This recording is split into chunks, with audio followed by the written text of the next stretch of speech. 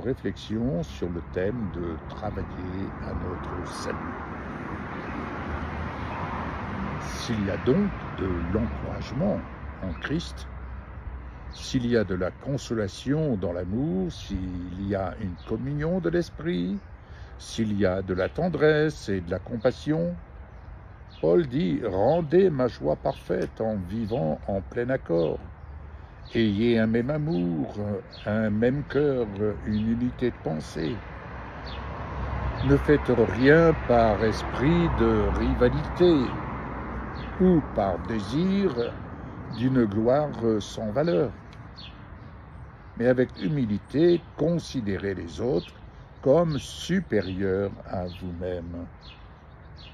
Que chacun de vous, au lieu de regarder à ses propres intérêts, regarde aussi ceux des autres.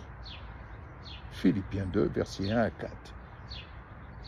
Alors, cette loi immuable, citée dans Galates 6, verset 7, je cite, « Ce qu'un homme aura semé, il le récoltera », s'harmonise parfaitement avec l'appel de Paul dans Philippiens 2, versets 12 à 13. Elle souligne une vérité fondamentale, nos choix, nos actions et nos attitudes dans la vie spirituelle portent des fruits, qu'ils soient bons ou mauvais.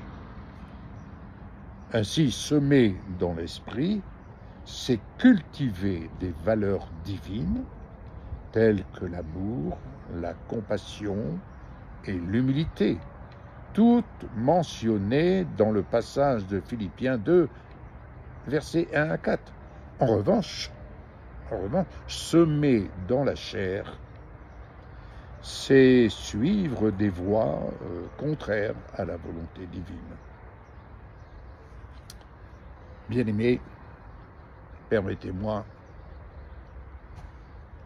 mettre en œuvre notre salut devient un acte conscient de semer dans le champ de l'esprit pour récolter une vie abondante et conforme au dessein bienveillant de Dieu.